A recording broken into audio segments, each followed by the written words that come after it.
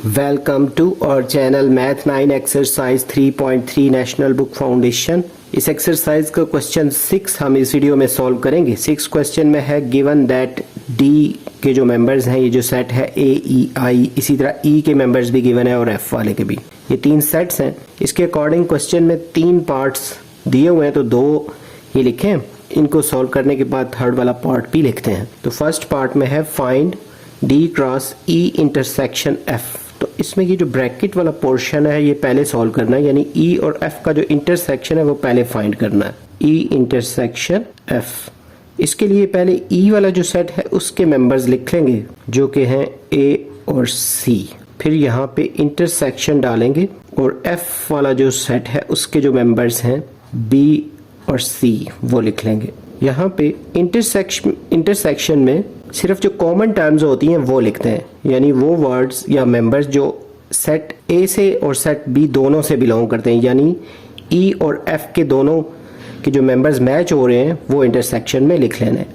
तो यहाँ पे सिर्फ जो सी है वो मैचिंग है दोनों में, तो ये इसका आंसर आएगा ई इंटरसेक्शन एफ का। अब ये जो आंसर है इसके साथ डी को जो है ना वो क्रॉस करना है, यानी मल्टीप्लाई करना है, इसके ऑर्डर्ड पेयर लिखना है। तो ये लिख लेंगे यूं, D cross E intersection F. पहले डी वाला जो सेट है उसके मेंबर्स लिखेंगे जो कि हैं ए ई और आई, और इसको क्रॉस करेंगे यानी मल्टीप्लाई करेंगे ये जो आंसर आया था इसके साथ। तो इसके ऑर्डर्ड पेयर इस तरह लिखेंगे, ए के साथ पहले सी लिख लेंगे यूं, फिर ए के साथ सी लिखने के बाद ई के साथ सी लिख लेंगे इस तरह, फिर आई के साथ भी सी लिख लेंगे। तो ये जो आंसर है ये सारा D cross E intersection F का। इसी तरह ये जो इसका सेकंड पार्ट है इसमें फाइंड करना है पहले डी क्रॉस ई फिर डी क्रॉस एफ, और इन दोनों का जो आंसर है उसका इंटरसेक्शन फाइंड करना है। तो पहले हम डी क्रॉस ई फाइंड कर लेते हैं। डी क्रॉस ई में पहले डी वाला जो सेट है उसके मेंबर्स लिख लेंगे जो कि हैं ए ई और आई, उसको मल्टीप्लाई करना है ई वालों के साथ ना, जो सेट ई है उसके मेंबर्स ये वाले हैं एलिमेंट्स ए और सी। तो यहाँ पे पहले ए के साथ इन दोनों को अलग अलग लिखना है, यानी पहले ए के साथ ए लिख लेंगे, उसके बाद ए के साथ सी, सेम इसी तरह ई के साथ ए लिख लेंगे, फिर ई के साथ सी लिख लेंगे। और ये जो ऑर्डर्ड पेयर हैं इनमें ऑर्डर का ख्याल रखना होता है, जो वर्ड पहले है वो पहले ही लिखना है। जैसे ये ई के साथ सी लिखा है, तो अगर आप सी के साथ ई मतलब सी को अगर पहले लिखेंगे तो वो आंसर दुरुस्त नहीं होगा, क्योंकि जो फर्स्ट टर्म होती है वो एक्स वैल्यू होती है और सेकंड टर्म वाई वैल्यू। इसी तरह आई के साथ पहले ए लिख लेंगे और फिर आई के साथ सी लिख लेंगे। ये जो है ये डी क्रॉस ई का आंसर है। इसी तरह डी क्रॉस एफ का आंसर फाइंड करना है, ये जो है टर्म। इसके लिए पहले डी के एलिमेंट्स लिख लेंगे जो कि हैं ए ई और आई, और इसको मल्टीप्लाई कराना है जो एफ सेट है उसके साथ। तो एफ सेट में बी और सी एलिमेंट्स हैं। इसके ऑर्डर्ड पेयर जब लिखेंगे मल्टीप्लाई में ए के साथ बी लिख लेंगे, इसी तरह ए के साथ सी को लिख लेंगे, फिर ई के साथ बी लिख लेंगे, फिर ई के साथ सी लिख लेंगे, इसी तरह आई के साथ बी लिख लेंगे, फिर आई के साथ सी। तो ये इसके ऑर्डर्ड पेयर्स हैं डी क्रॉस एफ के।